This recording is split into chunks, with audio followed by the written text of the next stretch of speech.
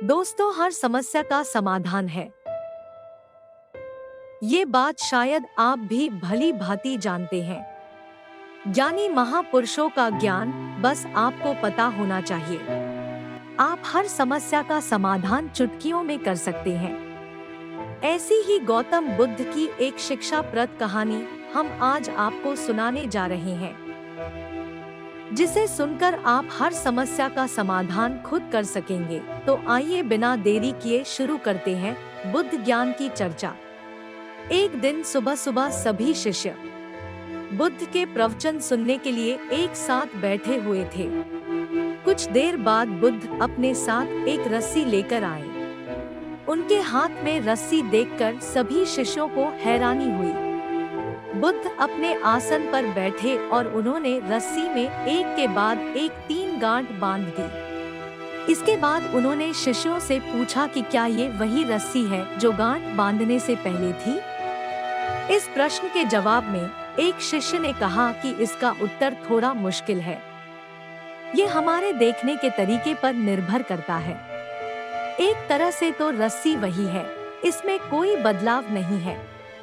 एक अन्य शिष्य ने कहा कि अब इसमें 3 गांठें लगी हुई है, जो कि पहले रस्सी में नहीं थी। इसे बदला हुआ भी कह सकते हैं।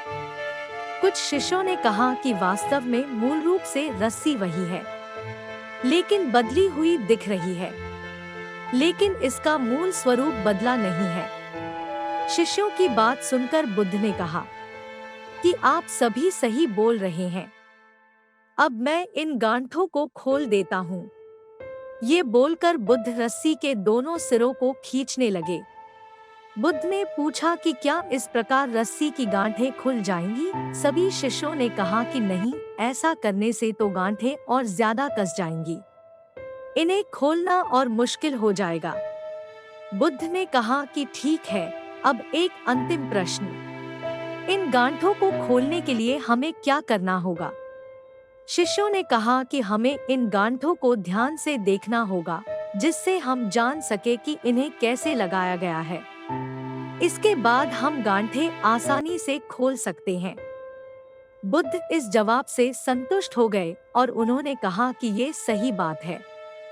हम परेशानियों में फंसे रहते हैं और बिना कारण जाने ही उनका हल खोजने लगते हैं और समस्या को और कठिन बना लेते हैं, जबकि हमें पहले समस्याओं के मूल को समझना चाहिए।